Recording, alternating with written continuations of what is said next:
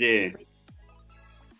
Saudara-saudara, para pemirsa Suyanto.id, ketemu lagi dengan channel Anda, channel untuk berbagi pengetahuan dan belajar sepanjang hayat. Juga channel Amar Ma'ruf media sosial. Kalau saja video ini sampai ke gadget-gadget Anda, ini adalah berkat sentuhan kreatif dari editor channel Suyanto.id, Mas Heri Teguh Wiono, guru SMP Negeri 2 Karanganyar di Kabupaten Ngawisana, Jawa Timur tentunya. Nah, kali ini kita masih bersama Bapak Profesor Dr. Sulistriono. Beliau adalah editor in chief. Apa Pak Sulis namanya? Ya. Iya, editor in chief. Ya, yaitu editor in chief Cakrawala Pendidikan. Cakrawala Pendidikan adalah jurnal terakreditasi dan berindeks Scopus, jurnal yang semakin sulit untuk ditembus, sehingga kita perlu berdiskusi dengan editor in chief, yaitu ketua redaksi jurnal Cakrawala Pendidikan, bagaimana supaya mahasiswa S3 sekali lagi bisa publis di situ. Juga dosen yang akan ke lektor kepala, guru besar bisa publis di situ. Nah, kita sapa dulu. Assalamualaikum warahmatullahi wabarakatuh. Waalaikumsalam warahmatullahi wabarakatuh. Ya, Prof. Sulis, ini kan kita punya UNY, punya jurnal yang namanya Cakrawala Pendidikan, yang saya dulunya ada di situ ketika belum zamannya indeks Scopus, jadi redaksi di situ. Nah, kemudian apa peran editor in chief Prof. Sulis di situ itu? Apa saja yang dilakukan? Iya. Terima kasih Pak Dirjen. Assalamualaikum warahmatullahi wabarakatuh. Waalaikumsalam. Untuk menjawab pertanyaan Bapak tadi tentang peran editor in chief adalah sebagai berikut. Editor in chief itu bertugas untuk mengatur sekaligus sebagai section editor di dalam jurnal. Nah, adapun tugas dari section editor adalah nanti menentukan apakah artikel ini bisa dilanjutkan prosesnya atau langsung reject. Karena di sana editorial review itu memiliki semacam editor in chief tadi memiliki rekomendasi. Rekomendasi langsung diberikan kepada tingkat bawahnya yang section editor kemudian diberikan kepada editorial member board member. Itu ada yang internasional, ada yang nasional, dalam negeri atau luar negeri gitu. Nah, dalam memutuskan, Prof. Sulis, dalam memutuskan ini oke, ini tidak oke, itu siapa? Forumnya apa? Editor itu di section editor. Jadi seperti saya termasuk section editor, Prof. Sony, Prof. Nur begitu. Nah, itu pertama yang dicermati adalah kualitas tulisan. Tulisan itu apakah pertama memiliki orisinalitas gitu. Kalau orisinalitas itu ada, maka nanti dilihat tentang unik. Bisa theme, referensi, state of the art dari artikel tersebut. Kemudian melihat juga semacam implikasi dari tulisan itu, sehingga dari section editor menjadi pemutus apakah ini memenuhi kualifikasi tersebut. Kalau memenuhi maka dilanjutkan prosesnya, dikirim ke review. Ya, review itu semuanya sudah masuk di dalam database. Siapapun bisa menjadi review dengan catatan satu, pernah tembus ke jurnal internasional bereputasi, misalnya yang terindeks Scopus. Itu semuanya ada di tempat kami yang pernah menulis di Cakrawala Pendidikan. Lalu kalau sesuai dengan bidang ilmu, maka akan kami mintai untuk mereview kalau mereka atau seseorang tersebut bersedia. Lalu kemudian yang lain luar negeri, karena penulis dari luar negeri sejak dulu sampai sekarang juga masuk di database kami hubungi. Lalu itu diberi waktu 2 minggu. Lalu jadi, nanti benar, waktu 2 minggu mereka mereview yang dari luar negeri. Semua reviewer itu reviewer, iya. Itu melalui sistem OJS, Open Journal System tadi, itu waktu sudah tertata dengan baik jadwalnya itu. Lalu kalau melewati waktu yang ditentukan di template. Melewati waktu ada dua keputusan. Kalau memang sebelumnya sudah menyanggupi, kata sanggup atau tidak itu berada di sistem juga. Mereka bersedia untuk mereview, maka kami tunggu. Andai kata dalam 2 minggu tersebut belum selesai, masih kami beri kesempatan 2 minggu lagi. Oke, jadi semua reviewer luar negeri, dalam negeri itu adalah dipilih atas dasar prestasi mereka. Mereka pernah menulis di atas dasar sebentar. Mereka pernah menulis di jurnal kita Cakrawala Pendidikan atau menulis di jurnal lain, atau memang harus menulis di jurnal kita, di Scopus kita itu. Yang kami utamakan pertama Pak Dirjen itu mereka yang pernah menulis ya publikasi di jurnal kami, di jurnal Cakrawala Pendidikan. Lalu yang kedua, bisa di jurnal lain sepanjang yang bersangkutan itu sudah register di jurnal kami.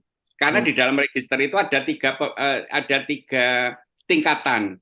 Yang pertama hanya sebagai reader, yang kedua sebagai author, yang ketiga sebagai reviewer. Kalau yang diklik sebagai reviewer, maka akan masuk ke database kami.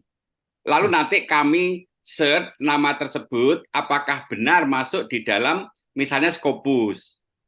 Kalau memiliki karya-karya yang sudah terindeks di Scopus, maka dia pasti memiliki Scopus ID. Kalau sudah, baru kami beri tugas. Nah, sekarang pertanyaan berikutnya. Reviewer itu dasarnya apa mereka melakukan review itu?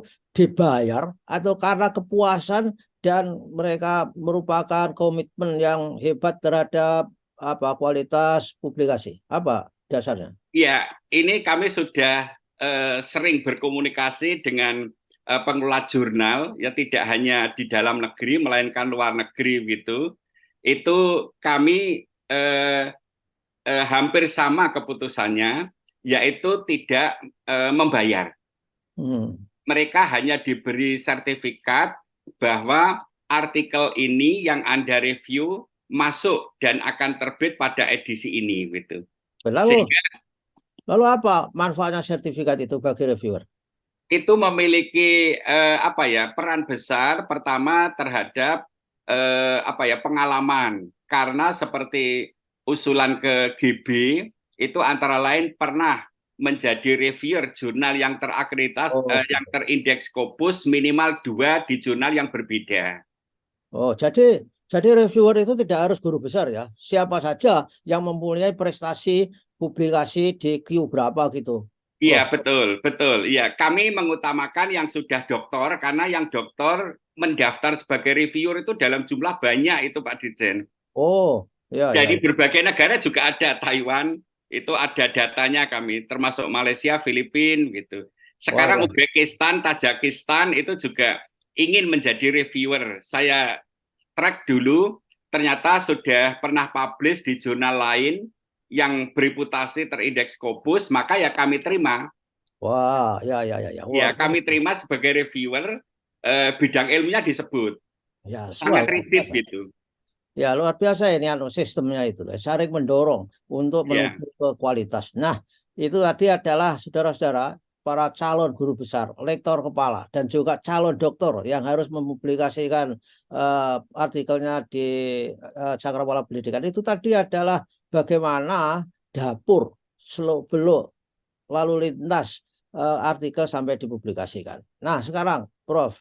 Sulis, berikan nasihat kepada calon penulis. Apa yang harus dilakukan penulis supaya comply in line with persyaratan yang begitu ketat, transparan, dan tersistem itu tadi?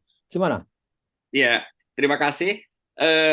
Sepanjang memenuhi template jurnal Cakrawala Pendidikan, itu yang kami telaah berikutnya adalah keorisinalitasan. Ya, yang kedua memiliki faktor dampak. Kemudian yang ketiga memiliki state of the art atau katakanlah novelty gitu. 3 persyaratan ini wajib ada. Jadi ada keunikan yang tidak didapatkan di artikel lain. Kalau sudah memiliki itu, masing-masing ditelaah wajib ada eye catcher. Eye catcher itu memiliki daya pikat gitu. Contohnya misalnya abstrak. Abstrak itu harus bisa disajikan dengan tepat, dengan baik. Misalnya saja novelty disebut, faktor dampak disebut. Ini dalam misalnya satu kalimat cukup kalau untuk di abstrak.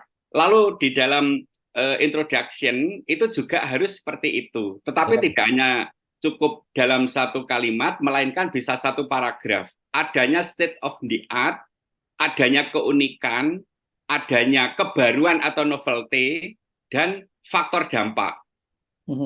Oke, saya kira memang itulah yang harus saudara perhatikan, para calon kontributor artikel kepada Cakrawala Pendidikan yang terindeks Scopus. Memang kerja keras, dan Prof. Sulis, saya juga punya rumus. Orang menulis dengan baik itu adalah kalau memenuhi persyaratan A, B, C, C, yaitu A-nya itu accurate, B-nya brief, kemudian C-nya clear dan coherent. Saya kira itu adalah merupakan rumus yang sangat-sangat efektif untuk menjaga tulisan kita itu tetap concise. With only few words explain much, begitu. Nah, oleh karena itu, Prof. Sulis, para kontributor itu tolong diberi medan persaingannya di Cakrawala Pendidikan itu bagaimana? Sesulit apakah atau semudah apakah orang memasukkan artikel ke Cakrawala Pendidikan? Prof. Sulis. Ya, setiap edisi itu jumlah artikel yang masuk itu boleh dikatakan jumlahnya berbeda-beda. Tapi paling sedikit sudah 500 artikel yang hanya diambil 22. Sebarannya adalah 20% itu minimal, itu harus berasal dari luar negeri di negara yang berbeda. Kemudian yang kedua, maksimal 20% penulis di dalam UNJ sendiri. Lainnya itu tersebar. Nah, tersebar itu merupakan pemenuhan dari tuntutan Scopus bahwa diversity penulis itu perlu diperhatikan. Gitu.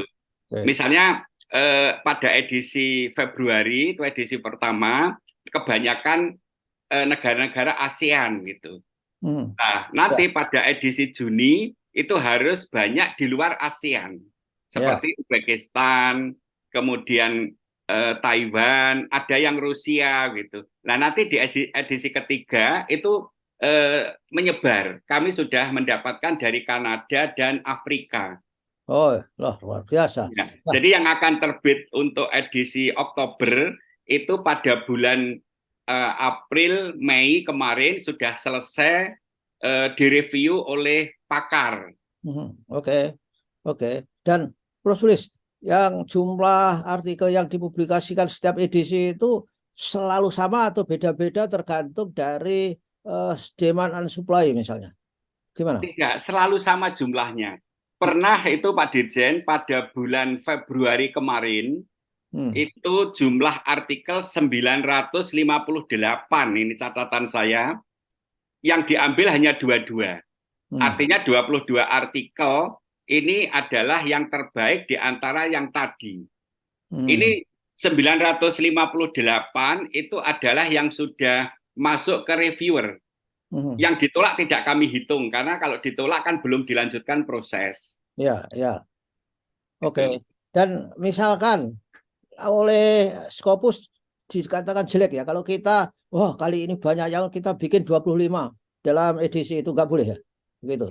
Sebenarnya boleh, aturannya adalah tidak melebihi 10%. Jadi misalnya sekarang diterbitkan 22, pada edisi berikutnya itu tidak melebihi 20%, maksimal toleransi 20%.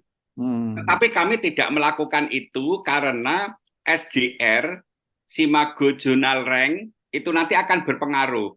Yang dihitung oleh Simago JR itu setiap tahun sekali, terutama pada bulan Mei. Sedangkan Scopus sendiri itu setiap bulan, terutama tanggal 5 di setiap bulannya. Kecuali di bulan Juni kemarin itu tidak tanggal 5 melainkan tanggal 7. Kami selalu naik itu Pak Dirjen, SDR-nya, iya. Ya, oke lah. Ya, oke lah. Saya kira sudah jelas ini bagi para calon penulis, penyumbang artikel, dan Anda semua berkewajiban untuk mempublikasi itu. Kalau mau jadi guru besar, inilah jalan yang harus dilalui oleh guru besar untuk saat sekarang ini. Juga jalan yang harus dilalui oleh calon doktor yang harus mempublikasikan. Nah, selamat pada saudara-saudara yang akan mempublikasi. Terima kasih Prof. Sulis, dan tentu saja apa yang kita sampaikan mudah-mudahan bermanfaat bagi semua yang akan mempublikasi. Terima kasih. Wassalamualaikum warahmatullahi wabarakatuh. Waalaikumsalam warahmatullahi wabarakatuh. Terima kasih.